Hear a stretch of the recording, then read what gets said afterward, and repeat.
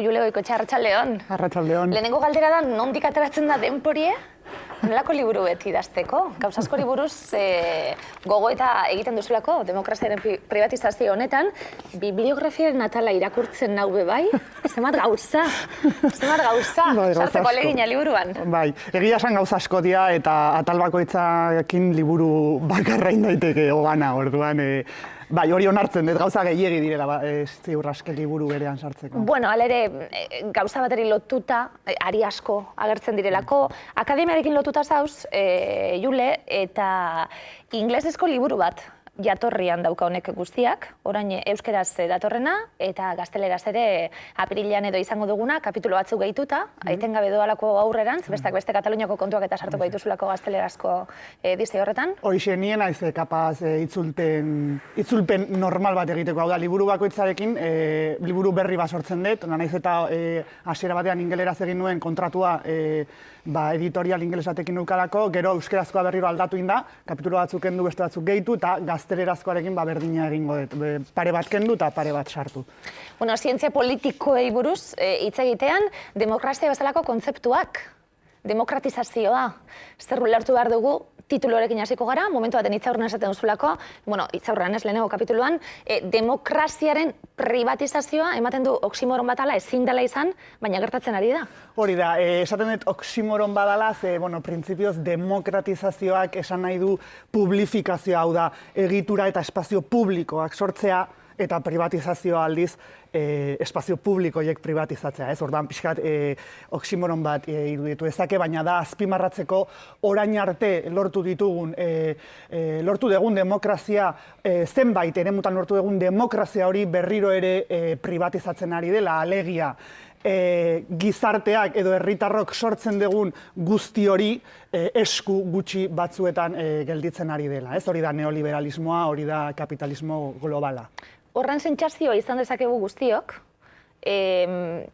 inporta zaigu hau guztia, demokrazia galtzen ari garela, estatua bere orain arteko gaitasunak galtzen ari dela, guztia privatizatzen ari dela, horren sentsazioa izan arren, ze gogoeta egiten dugu, eta ze gogoeta merezi du era akademiko baten, alderdi politikoen aldetik? Bai, hor, azkenean, sujetu edo esango genuke eragile sozial desberdinak daude, ez? Gauza bada hori alderdiak, beste gauza bat akademia, eta gero herritarrak zentzu honetan oro har ari naiz. Bai, kaleko jendea esango genuke. Desberdin bizi da, hau da, demokraziaren privatizazio hori denok sufritzen dugu, baina, denok ez, ia denok sufritzen dugu, hau da, langileriak sufritzen du batez ere, baina egia da, segun nun zauden, nun bizizean, nun dizatozen nora zoazen, zenolako baliabideak dituzun, erabatea edo bestela sufritzen dela. Sufritzen dugu, kontua da, esan moduan, oso zaila dela askotan, sufritzen dugun hori zer den identifikatzea, nola gertatzen den, eta gainea horri aurre egiteko baliabideak eukitzearen, hori da zailena. Horregatik, egia da oso mobilizazio gutxi dagoela, konparatzen baldin badugu gertatzen ari den desdemokratizazioarekin, baina haserrea badago. Haserrea eta sufrimendua esan moduan. Kontua da nola artikulatzen dugun haserre hori edo sufrimendu hori eta zertarako, ez? Eta orduan hor, nik beti esaten dut, demokratizazioa prozesuak dira, ez dago demokrazia, bezik eta demokratizazio prozesuak, orduan batzuetan, inkluso Euskal Herrian, edo Katalunian, edo Espainia mailan, ematen ari da privatizazio bat, baina kontuan hartu behar dugu ere, zenbait eremu demokratizatu direla azken hamarkadetan. Orduan, ez da, teiakatzen diren prozesuak dira esan nahi. Eta orduan, eremu batzuetan oso gaizki gaude, konparatuta adibidez orain dela 30 urterekin, orain dela 30 urte geneukan egoerarekin, beste batzuk aldiz ez daude horren gaizki. Zergatik? Azken, hain zuzen ere, 30 urtetan eman direlako demokratizazio prozesuiek eta beraz ahalduntze bat eman da, zenbait arlotan, herritarren aldetik, eta orduan, hori ez da desagertu, hori orain hor dago, eta orduan horregatik zaten talka jarrai batean gaudela, eta egia da neoliberalismoak zenbait eremutan oso erraz egiten duela privatizazio hori edo lapur lapurketa hori, eta beste eremu batzuetan ez dela hain erresa. Adibidez, feminismoarekin, nahiko, sozialismoarekin konparatuta esan nahi, momentu honetan adibidez, ideologikoki nahiko potente dago feminismoa, hirugarren olatu feminista batean gaude, eta abar. Eta horrek demokratizazio prozesu bat suposatzen du, zergatik emakumeak, eta zakarrik emakumeak, ahalduntzen dituelako. Adibidez, Katalunian, gertatzen ari den guztia, prozesu independentista honetan, berdin zaigu momentu honetan nola bukatuko dan, baina prozesu horrek berak demokratizazio bat ekarri dio. Kataluniako zenbait talde sozialei. Naiz eta horrekin batera ere, Katalunian bertan bizitzen duten privatizazio bat, bai Espainiaren aldetik, bai bere elite batzuen aldetik. Orduan esan dut, konplexutasun hori da liburuak erakutsi nahi duena. Bai, horregatik ez da bakarrik gai bat hartu, baizik eta pare bat ideia daude liburuan, 3-4 ideia nagusi, eta guztiek nola erlazionatzen diren eta zen konplexutasun maila lortzen duten erakustea da helburua. Demokraziaren privatizazioa, kapitalismo globala, izenburutik, Europa eta Euskal Lurraldeak, horixe izango dalako, kontutan hartu behar dugulako kapitalismo global baten gauzela, Euskal Herrian ere gertatzen den fenomeno bat etala, horri buruz ere gogoeta egiten duzulako, horri buruz hitz egingo dugu, eta esaten gabiltzena, lapurketa hori, esan didazuna, herritarrok sortzen dugun ondasun hori esku pribatuetara doa, konplize batzuk dituztelako gobernu ejekutiboen barruan eta badaudelako horrera iritsiko gara, oso zaila iruditzen zait, honelako kontzeptuak definitzie. Iztegi bat egite iruditzen zait, gauzarik zailena dagoen esaten zuen, zer da kultura, zer da feminismoa, zer da demokratizazioa? Definitzearena ere, jarrera politiko bada eta ekintza politiko bada, definizioek errealitatea sortzen dute. Orduan, ni teoriatik nator, orduan guk, filosofiatik orduan guk definitu behar dugu, bai ala bai, ze hori da gure lanaren muina, ez? Baina, haratago joan da, definitzen dugunean, baizuk, bainik edo nork zerbait, kontuan hartu behar dugu borroka politiko batean sartzen gehala. Ze, hain zuzen ere, nik hemen esaten dut globalizazioa dela kapitalismo globala, eta askok esango dute ez. Globalizazioa gauza gehiago direla, eta onura asko dituela, eta kultura globalizatzea esan nahi du multikulturalismoa eta kulturen arteko nik ez dut horrela interpretatzen, eta orduan hor ere borroka, zentzuen borroka badago denbora guztian. Demokraziarekin berdin. Nik demokrazia definitzen duten modua ez da teoria nagusiek definitzen duten modua. Are gehiago, guztiz kontrako definizioa ematen dut batzuetan. Eta erlazionatu da gaina lapurreta horrekin, nik demokrazia definitzerakoan zer da jartzen dutena zentroan edo erdigunean. Ahalduntze kolektibo bat dela demokratizazioa. Ahalduntze kolektibo bat. Eta orduan nire galdera da, zer behar dugu ahalduntze kolektibo hori egikaritzeko. Eta ahalduntze kolektibo horrek helburua dauka, eta da autogobernua. Subirautza autogobernua. Orduan nik definitzen den liburuan baita ere, zer da subirautza edo berkontzeptualizatzen dut subirautza, noski demokratizazioa eta noski ahalduntze prozesu horiek. Eta orduan esaten dut, ikusleak eta jakingo dute batzu behintzat, demokrazia askotan kontrajartzen dela dominazioarekin edo boterearekiko kontrajartzen degula, ez? Eta nik guztiz alderantziz, esaten dut, botere mota bat dela, demokrazia are gehiago, dominazio edo menderakuntza mota bat dela, sistema politiko guztia bezala, eta orduan kontua da, ze menderakuntza mota behar diren, eta beraz nola askatasuna eta berdintasuna herritarron artean, nola lortzen diran askotan menderakuntza zehatz batuen bidez. Adibidez, eskola publikoa edo osasungintza publikoa. Badakigu, horiek domestikazio prozesu bat direla. Eskola publikoa domestikazio prozesu bat da. Beraz, menderakuntza prozesu bat da. Baina baita ere ahalduntze prozesu bat. Ze ikasten duzu irakurtzen, idazten, argudiatzen, eta beraz, ahaldundu egiten zaitu nahi dituzun gauza horiek lortzeko. Kasu honetan, autogobernuaz ari gera, ez? Eta orduan nik konplexutasun hori da jarri nahi detena, alegia. Ez dezagun, imaginatu demokrazia paradisu bat bezala, paradisu kristau bat bezala, nun ez dan botere erraziorik egongo, edo gatazkarik baizik eta alderantziz. Beti egongo da gatazka, eta helburua beti da ahalduntzea. Eta beti egongo da margen asko. Eta hori, erlazionatuta lehen esan dugunarekin lapurketa orain ze gertatzen ari da. Orain arte, ahaldundu gaituzten egitura horiek, adibidez osasungintza publikoa, adibidez eskola publikoa, hori ari da privatizatzen. Eta privatizazio horretan, alegia, aberatsentzat bakarrik izateko helburuarekin. Eta privatizazio hori ez da bakarrik egiten enpresen bidez. Hori da azaltzen dana, baizik eta estatuaren ejekutiboen bidez. kontuan eduki behar dugu estatua ez dela gauza bat, ez da sujetu bat, praktika desberdinak dira, eta gainera tradizionalki hirutan banatzen dugu estatua, bai? Hemen ikusleok ere jakingo dute legegilea daukagu, botere legegilea, botere ejekutiboa eta judiziala. Bai?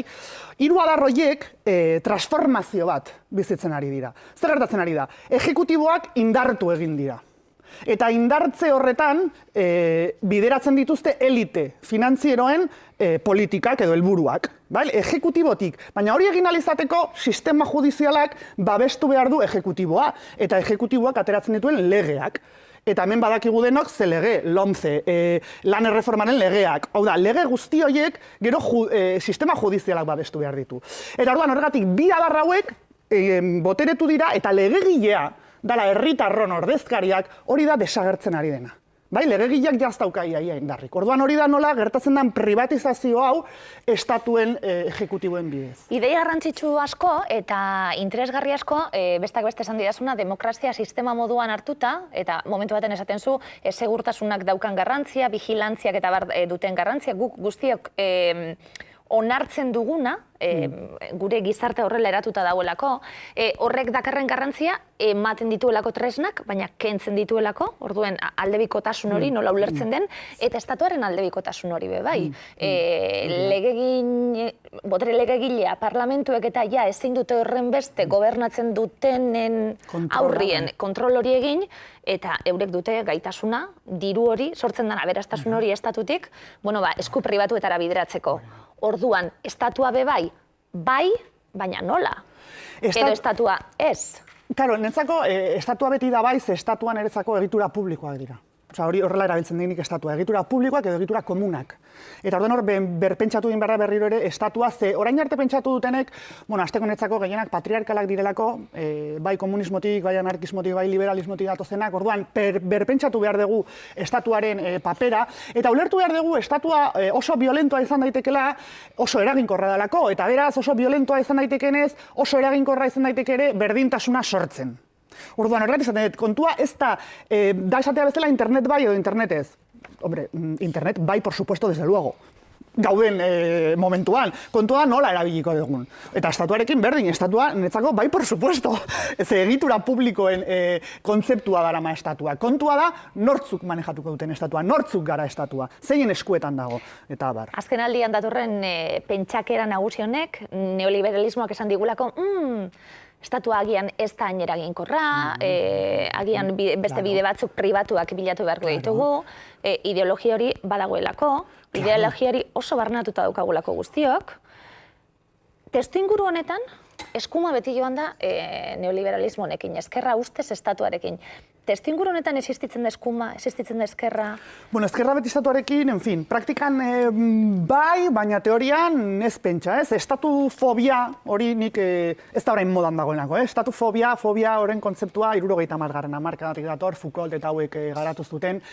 Eta estatufobia hori dago ideologia guztietan. Horregatik esan nahi, berpentsatu behar dugula batez ere emakumeok, ze ideologia nagusiak badakigu nortzuk pentsatu dituzten, naiz da emakumeak egon hor, esan nahi, pentsamendu patriarkal batetik egin dira. Eta emakume moduan, klase sozial politiko zehatz baten moduan, guri beti ondo etorri zaizkigu egitura publikoak. Orduan, guk geha teorizatu behar degunak, gu eta esan nahi, eta hegemonikoak ez diren gorputz guzti horiek, noski nahi degula estatua kontua da nola. Ze ez da bakarrik neoliberalismoak ez duela estatua nahi, anarkismoak ere ez, eta komunismoak ere ez. Hor daude ideologia batzuk estatufobia horretan oinarritu direnak.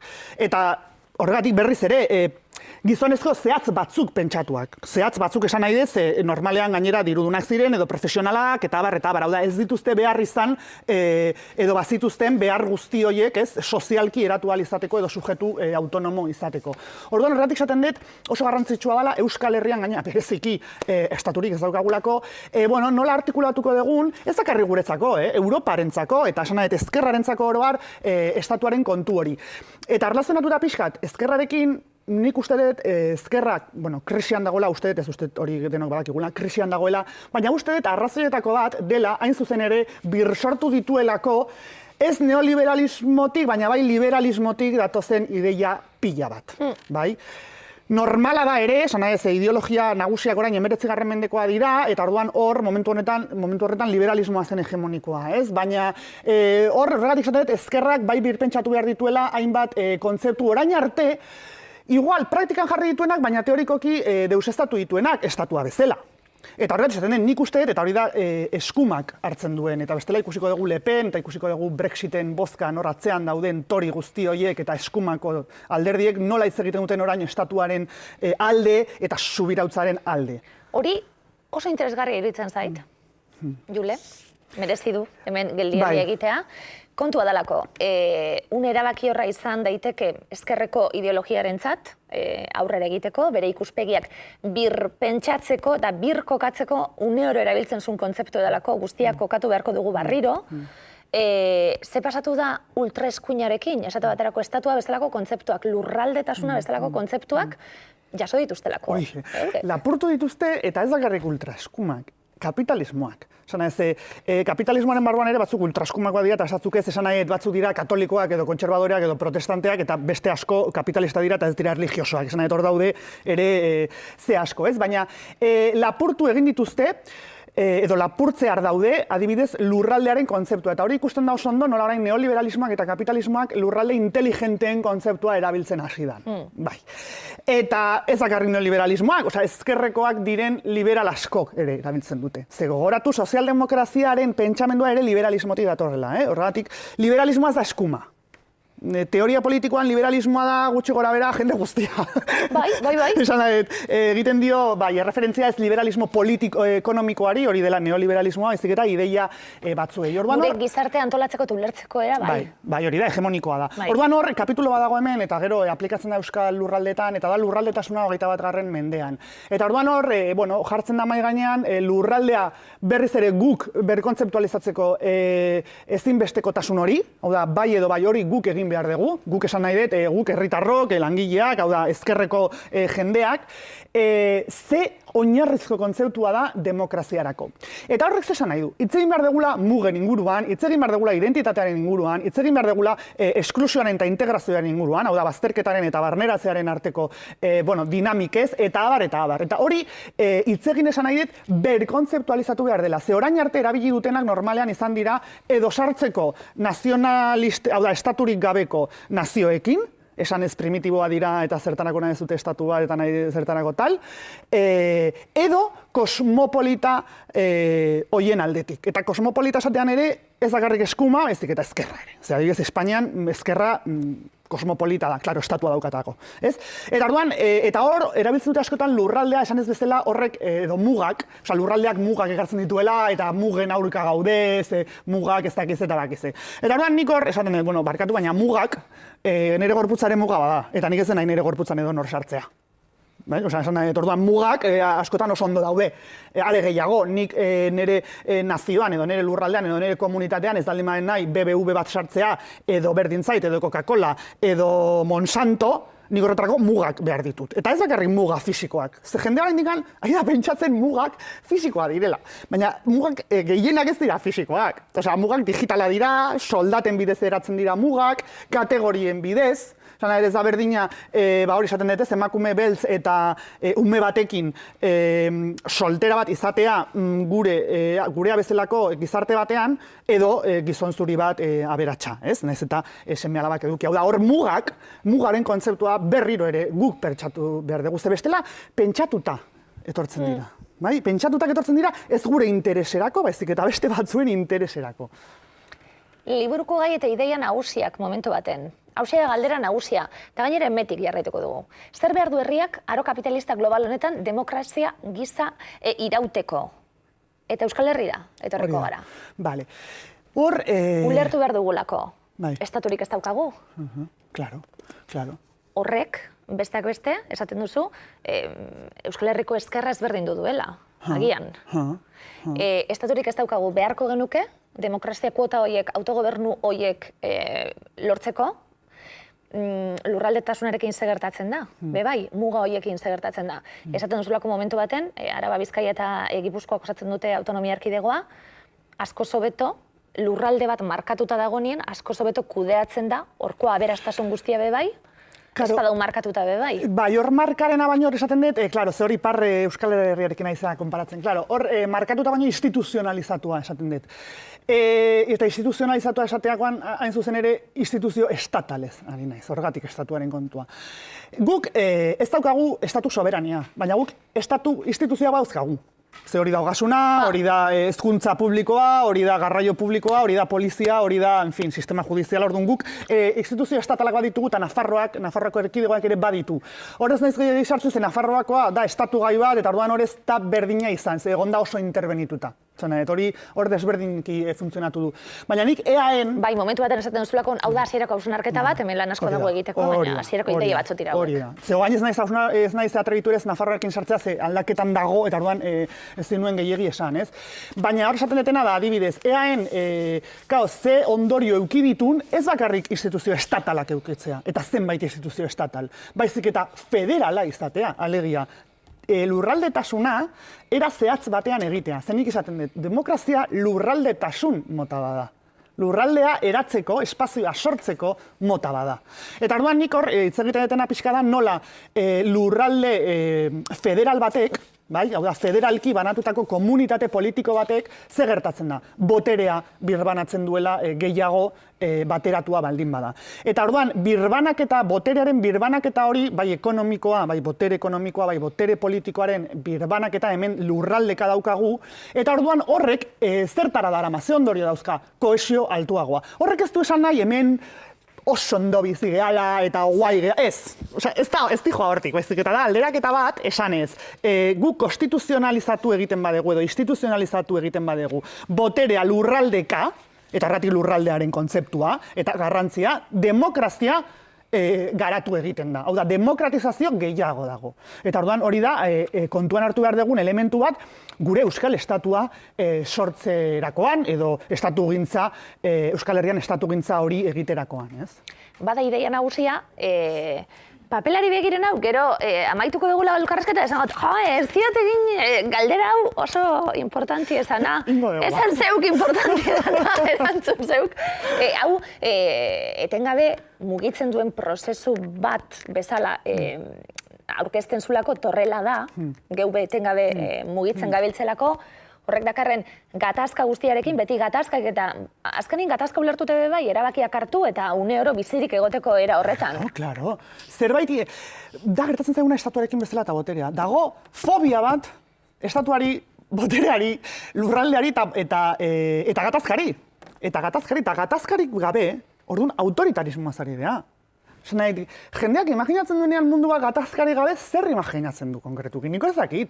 Ze gatazka da aldaketa politikoa dakarrena. Eta gatazkaren bidez lortzen dugu alduntzea. Baina txikitatik. Hori, umeak ikusi besterik ez dago. Orduan, gatazka izan behar du zerbait konstitutiboa eta ez desagertu behar den zerbait. Ze berriz ere, ideologia edo proposamen gehienak esategatik denak, esaten dute, hau egiten baldin badegu, ez? Liberalismoak, estatua gutxitu eta merkatu librea jarri. Anarkismoak, estatua kendu eta merkatu librea kendu. Komunismoak estatua hartu eta gero dena desagertu. Eta esaten dute, hau egiten badegu iritsiko geak gizarte batera honestan egongo. Botere erlaziorik eta beraz gatazkarik. Hemen egiten dena da guztiz kontrakoa. Da ez gure planteamendu guztiak izan behar dira, abia puntua eduki behar dute gatazka osagarria dela. Hau da, beti egongo dela gatazka. Beti. Eta orduan kontua da, noruntz eraman nahi dugun gatazka hori, zertarako erabili nahi dugun, eta abar. Nik noski zertarako erabili nahi deten, hemen dago azalduta, hau da, jendea alduntzeko eta autogobernua lortzeko, hori dira nire helburuak, ez?